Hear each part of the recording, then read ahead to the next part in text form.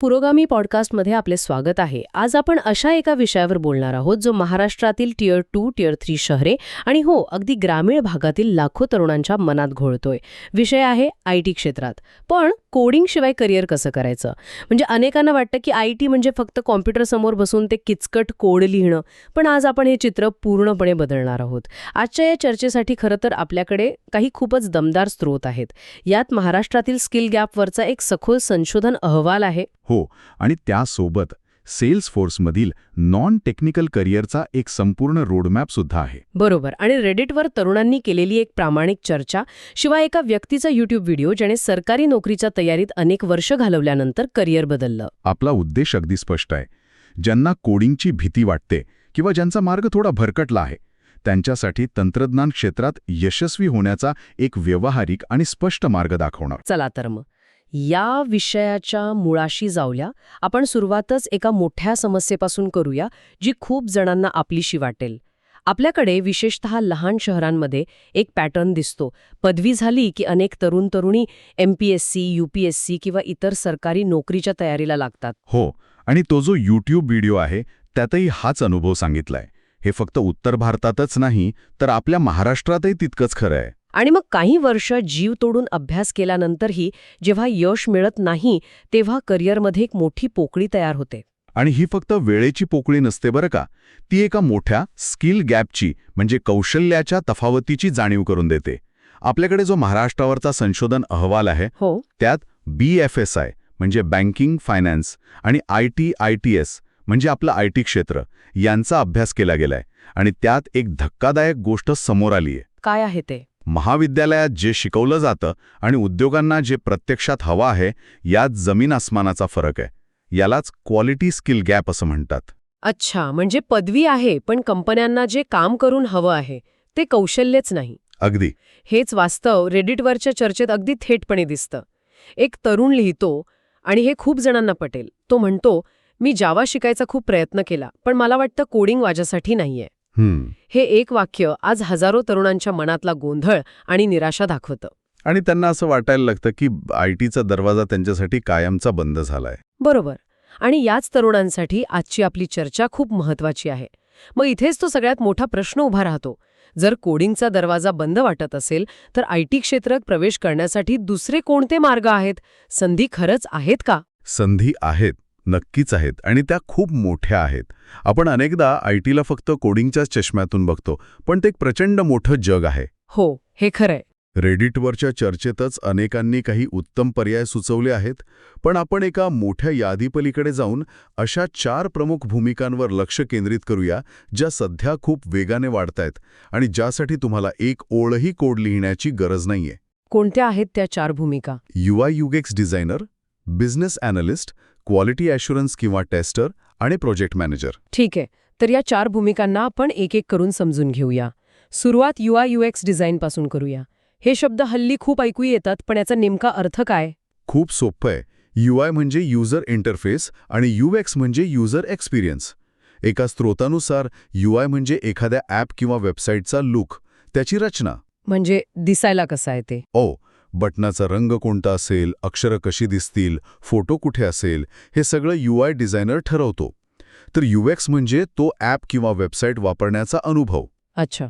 ते वापरायला किती सोपं आहे, किती आनंददायी आहे, यात काही अडथळा येतोय का, हे UX डिझायनर बघतो. आणि यासाठी कोडिंग लागत नाही? अजिबात नाही. यासाठी फिग्मासारखी साधने वापरली जातात, ज्यात चित्रकलेसारखं डिझाईन करायचं असतं. हे तंत्रज्ञान क्षेत्रातलं एक सर्जनशील म्हणजे क्रिएटिव्ह करिअर आहे. म्हणजे उदाहरण द्यायचं झालं तर समजा स्विगी ॲप आहे. त्यावर ऑर्डर नाव हे हिरव्या रंगाचं बटण कुठे असावं हे UI ठरवतं. पण भुकेलेल्या माणसाला चिडचिड न होता कमीत कमी क्लिकमध्ये जेवण ऑर्डर करण्याची पूर्ण प्रक्रिया सोपी आहे की नाही हे UX ठरवतं. मी बरोबर समजली का? अगदी अचूक. परफेक्ट उदाहरण आहे. आता दुसऱ्या भूमिकेकडे येऊया, बिझनेस ॲनालिस्ट. हो. सेल्सफोर्सवरच्या एका डॉक्युमेंटमध्ये याचं एक उत्तम उदाहरण दिलं आहे. विचार करा, एखादी व्यक्ती ज्याने इंग्रजी साहित्यातून पदवी घेतली आहे, ती सुद्धा सेल्सफोर्स बिझनेस ॲनालिस्ट बनू शकते. 1 मिनिट थांबा. हे ऐकायला अविश्वसनीय वाटतंय. म्हणजे खरंच कोडिंगचं काहीच ज्ञान लागत नाही? नाही. कारण या भूमिकेत कोडिंगपेक्षा संवाद कौशल्याला जास्त महत्त्व आहे. बिझनेस अॅनालिस्टचं काम म्हणजे काय, तर तो एक दुवा असतो, एक ब्रिज. कोणामध्ये? कंपनीच्या गरजा आणि टेक्नॉलॉजी टीम यांच्यामध्ये. तो बिझनेसच्या लोकांकडून त्यांच्या गरजा समजून घेतो आणि त्या सोप्या भाषेत टेक्नॉलॉजी टीमला समजावून सांगतो. याचं एखादं उदाहरण देऊ शकाल का? म्हणजे समजा एका बँकेला नवीन ॲप बनवायचं आहे तर? उत्तम प्रश्न. तर बिझनेस अॅनालिस्ट आधी बँकेच्या अधिकाऱ्यांशी बोलून त्यांच्या गरजा समजून घेईल. जसं की ॲपमध्ये कोणती वैशिष्ट्ये हवी आहेत, ग्राहकांना पासबुक बघता आलं पाहिजे का, पैसे पाठवण्याची प्रक्रिया कशी असावी, या सगळ्या गरजा तो व्यवस्थित लिहून काढेल आणि मग कोडर्सना समजावून सांगेल की त्यांना नक्की काय बनवायचं आहे. अच्छा, म्हणजे इथे त्याची विश्लेषणात्मक विचार करण्याची क्षमता आणि संवाद कौशल्य कामी येतं. अगदी. त्याची डिग्री कोणती आहे याला महत्त्व नसतं. आता तिसरी भूमिका, क्वालिटी ॲश्युरन्स किंवा टेस्टर. QA किंवा टेस्टरचं काम खूपच मनोरंजक आहे बरं का. याला आपण एका उदाहरणाने समजूया.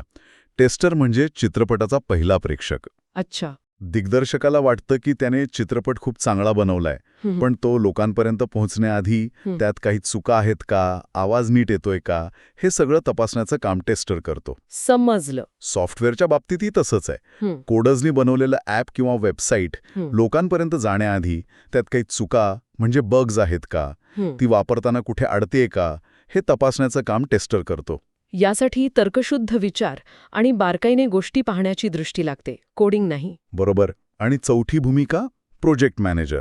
हे तर नावावरूनच व्यवस्थापनाशी संबंधित वाटतंय. हो, प्रोजेक्ट मॅनेजर किंवा स्क्रम मास्टर हा टीमचा कोच किंवा कॅप्टन असतो. तो स्वतः खेळत नाही, म्हणजे कोड लिहित नाही, पण तो संपूर्ण टीमकडून काम वेळेवर आणि योग्य बजेटमध्ये पूर्ण करून घेतो. म्हणजे टीममधल्या अडचणी सोडवणं, कामाचं नियोजन करणं. हो, आणि प्रोजेक्ट योग्य दिशेने चालला आहे की नाही हे पाहणे. यासाठी उत्तम संवाद आणि नेतृत्व गुण आवश्यक असतात. म्हणजे या चारही भूमिकांमध्ये तंत्रज्ञानाचा वापर आहे, पण थेट कोडिंग नाही. आता आपण पुन्हा त्या सेल्सफोर्सच्या डॉक्युमेंटकडे येऊया. त्यात बिझनेस अॅनालिस्ट बनण्यासाठी एक रोडमॅप दिला आहे. तो काय आहे? हो, आणि तो रोडमॅप खूपच व्यावहारिक आहे. त्यात 5 महत्त्वाचे टप्पे सांगितले आहेत. पहिला, ॲडमिन स्किल्स शिका, म्हणजे त्या प्लॅटफॉर्मची मूलभूत माहिती घ्या. ठीक आहे. दुसरा, एका क्षेत्रात स्पेशलायझेशन निवडा, जसे की बँकिंग किंवा आरोग्य सेवा. म्हणजे एका विषयात पारंगत व्हायचं. बरोबर. तिसरा, सर्टिफिकेशन मिळवा. यामुळे तुमच्या कौशल्याला एक अधिकृत ओळख मिळते. चौथा आणि महत्त्वाचा, प्रत्यक्ष कामाचा अनुभव घ्या, इंटर्नशिप किंवा फ्रीलान्सिंगमधून. आणि शेवटचं, नेटवर्किंग करा, म्हणजे या क्षेत्रातील लोकांची ओळखी वाढवा. आणि यातली गंमत म्हणजे त्या डॉक्युमेंटमध्ये असं म्हटलं आहे की ह्या मार्गावर योग्य प्रकारे चालल्यास 3 ते 5 वर्षात 12 ते 20 लाख वार्षिक पगाराचं उद्दिष्ट ठेवता येतं. अरे वा, हे खूप मोठं प्रोत्साहन आहे. पण हे ऐकताना माझ्या मनात एक प्रश्न येतोय. मुंबई पुण्यातल्या मुलामुलींसाठी हे शक्य असेल, त्यांच्याकडे संधी आहेत, नेटवर्क आहे. पण समजा कोणी जळगाव, नांदेड किंवा अगदी संगमनेरमधून हे ऐकत असेल, त्यांच्यासाठी हा मार्ग किती खरा आहे? ते या संधींपर्यंत पोहोचणार कसे? आणि इथेच तो महाराष्ट्रावरचा संशोधन अहवाल आपल्या मदतीला येतो. त्यात एक अत्यंत महत्त्वाची गोष्ट समोर आली आहे. कंपन्यांची मानसिकता आता बदलतीये. कशी? एका सर्वेक्षणात तब्बल 62.5% कंपन्यांनी सांगितलं की ते अशा उमेदवारांना प्राधान्य देतात ज्यांनी विशिष्ट अपस्किलिंग कोर्सेस पूर्ण केले आहेत, भलेही त्यांच्याकडे त्या क्षेत्रातील पारंपरिक पदवी नसेल. हे खूपच महत्वाचं आहे. म्हणजे आता कंपन्या तुमच्याकडे कोणती डिग्री आहे असं विचारण्याऐवजी तुम्हाला काय करता येतं यावर जास्त भर देतात. अगदी. आणि हा महाराष्ट्रातल्या नोकरीच्या बाजारपेठेतला एक खूप मोठा आणि सकारात्मक बदल आहे. हां, तर लहान शहरांमधल्या तरुणांसाठी आशेचा किरण आहे. नक्कीच. ही एक सुवर्णसंधी आहे. त्या अहवालात प्रधानमंत्री कौशल्य विकास योजनेसारख्या सरकारी योजनांचाही उल्लेख आहे, ज्यात 200 ते 500 तासांचे शॉर्ट टर्म कोर्सेस उपलब्ध आहेत. आणि सर्वेक्षणातून हेही समोर आले की महाराष्ट्रातील विद्यार्थी आणि कंपन्या दोघेही आता 4 वर्षांच्या डिग्रीपेक्षा काही महिन्यांच्या कोर्सेसना प्राधान्य देत आहेत.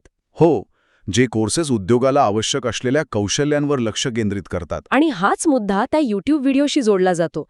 ज्या तरुणांनी MPSC UPSCची तयारी केली आहे त्यांच्याकडे एक अद्भुत शक्ती असते. कोणती? ती म्हणजे दिवसाचे 10-12 तास एकाच जागी बसून लक्ष केंद्रित करून अभ्यास करण्याची प्रचंड शिस्त आणि क्षमता. आणि हीच त्यांची सुपर पॉवर आहे. विचार करा, हीच शिस्त आणि मेहनत जर त्यांनी फक्त 7-8 महिने एखाद्या विशिष्ट कौशल्य विकासाच्या कोर्ससाठी वापरली, तर काय परिणाम होतील? हो, तुमच्या सरकारी नोकरीच्या तयारीमध्ये गेलेला वेळ वाया गेलेला नाही. उलट त्या संघर्षातून तुम्ही शिकण्याची क्षमता म्हणजे लर्नेबिलिटी नावाचं आजच्या जगातलं सर्वात मोठं कौशल्य मिळवलं आहे. ही मानसिकता ठेवणं खूप गरजेचं आहे. खरंय. आता आपण करिअरकडे बघण्याच्या दृष्टिकोनाबद्दल बोलूया, कारण तोही आता खूप बदलतोय. एकाच नोकरीत आयुष्य घालवण्याचे दिवस गेले. खरंय.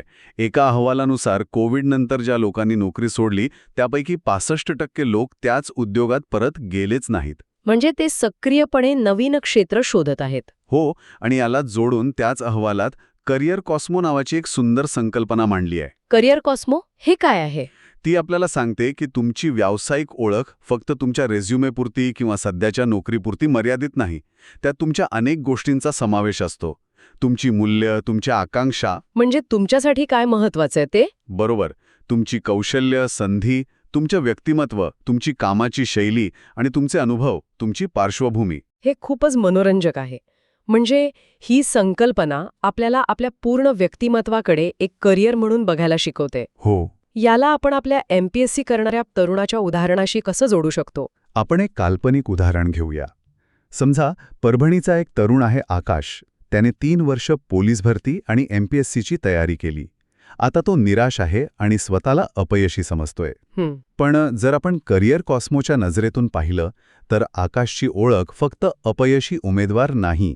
तो एक अत्यंत शिस्तबद्ध संशोधक आहे जो प्रचंड डेटा वाचू आणि हाताळू शकतो. अच्छा. त्याच्याकडे विलंब ग्रॅटिफिकेशन म्हणजे तात्काळ फळाची अपेक्षा न ठेवता मेहनत करत राहण्याची क्षमता आहे. ही त्याची नवी ओळख त्याला आत्मविश्वास देते. बरोबर.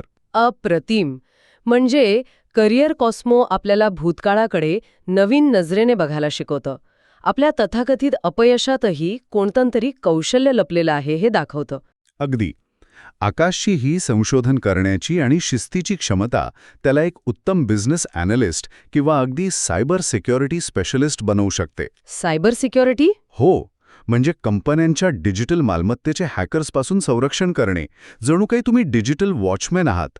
यासाठी अत्यंत बारकाईने लक्ष ठेवण्याची आणि शिस्तीची गरज असते, जी आकाशकडे आहे. हीच ट्रान्सफरेबल स्किल्स म्हणजे. हो, एका क्षेत्रातून दुसऱ्या क्षेत्रात उपयोगी पडणारी कौशल्य. त्यामुळे जे तरुण करिअर बदलू पाहत आहेत त्यांच्यासाठी केवळ नवीन तांत्रिक कौशल्य शिकणे पुरेसे नाही, तर स्वतःकडे बघण्याचा दृष्टिकोन बदलणेही तितकेच महत्त्वाचे आहे. तर आजच्या चर्चेचं सार काढायचं झालं तर संदेश फक्त एवढाच नाही की IT मध्ये कोडिंगशिवाय नोकऱ्या आहेत. नाही. खरा आणि मोठा मुद्दा हा आहे की टेक करिअरची व्याख्याच खूप विस्तारत आहे. हा मार्ग आता फक्त मोठ्या शहरांमधल्या BTech कम्प्युटर सायन्सच्या विद्यार्थ्यांपुरता मर्यादित राहिलेला नाही. तुम्ही अगदी योग्य मुद्दा मांडला. महाराष्ट्रातील टियर 2, टियर 3 शहरांमधील आणि ग्रामीण भागातील तरुणांसाठी आता अनेक नवीन दरवाजे उघडत आहेत. रिमोट वर्क आणि अपस्किलिंगवर वाढलेल्या भरामुळे संधी अधिक सुलभ होत आहेत. आणि महाराष्ट्रातील संशोधन हेच सांगतंय की इथले उद्योग आता पदवीच्या कागदापेक्षा तुमच्यात असलेल्या विशिष्ट कौशल्यांना शोधत आहेत. आणि ही कौशल्ये काही महिन्यांच्या ट्रेनिंगमधून मिळवता येतात. तुमची पार्श्वभूमी कोणतीही असो, तुम्ही आयुष्यात मिळवलेली विश्लेषणात्मक आणि संवाद साधण्याची कौशल्य आज मोलाची ठरत आहेत. म्हणजे आपले स्रोत सांगतात की कंपन्या कौशल्य शोधत आहेत आणि लोक अर्थपूर्ण काम शोधत आहेत. हो, आणि या दोन्हींना जोडणारा पूल म्हणजे योग्य मानसिकता. त्यामुळे आजच्या जगातला सर्वात मोठा अडथळा हा संधींचा अभाव नाही, तर करिअर कसा असावा याबद्दलची आपली जुनी मानसिकता असू शकते. जाता जाता प्रत्येकाने विचार करण्यासाठी एक प्रश्न. आपण नेहमी या नोकरीसाठी कोणती पदवी लागेल असा विचारतो. त्याऐवजी जर स्वतःला असं विचारलं की मला समाजातली कोणती समस्या सोडवण्यात रस आहे आणि ती सोडवण्यासाठी पुढच्या 6 महिन्यात मी असं कोणतं एक कौशल्य शिकू शकेन जे मला त्या दिशेने पहिलं पाऊल टाकायला मदत करेल, तर आपल्या करिअरचा प्रवास किती वेगळा आणि अर्थपूर्ण होईल.